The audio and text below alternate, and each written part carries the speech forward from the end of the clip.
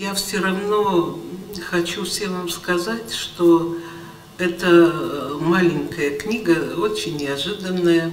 Я как-то не представляла ее себе.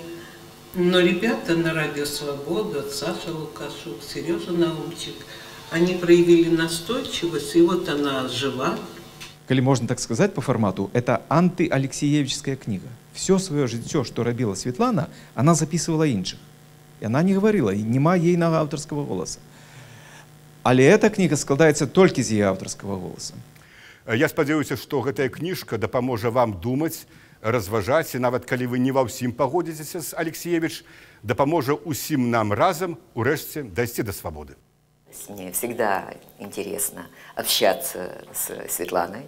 И перевод, украинский перевод этой четырехязычной книги, это дело моих рук. Я дапамагаў арганізоўваць поездку Светланы Алексеевич у Америку. У Вашингтоне были выступы, там была сустрэча з Далай-ламам, а в Нью-Йорку я адведаў ейнае выдавецтва Random House і сустрэўся з рэдактарам этой кнігі. Ну і як заўсёды рэдактарам задаеш, перакладчыкам задаеш пытанне, што было цяжкае, да, вот в працы з тэкстам, які з іншых рэалій трэба перакласці в іншыя рэаліі мовы.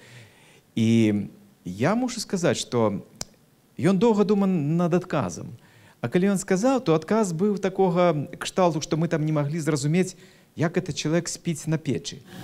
Но мне еще очень жалко, что я не видела вас, не видела ваши лица, но я надеюсь... Она чекала этой сустрэчи, и теперь у нас домовленность такая, что Александра сможет до вас подойти с микрофоном, наши коллеги запишут это питание, и коли трошки ситуация изменится, Александра уже сустрэнется со Светланой Алексеевич, покажет ваши твары, ваши питания и запишет ее отказы, коли ласка, у кого первое питание.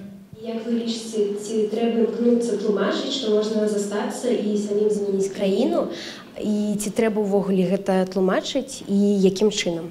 Калі ласка, просто падыходзьце да мяне, калі вам хочацца пакінуць нават асабістае пытанне да Светланы Алексеевич. Не выпускница ЦЕЛ, вы казали про то, что оппозиция неправильно кличет людей, неправильно працует.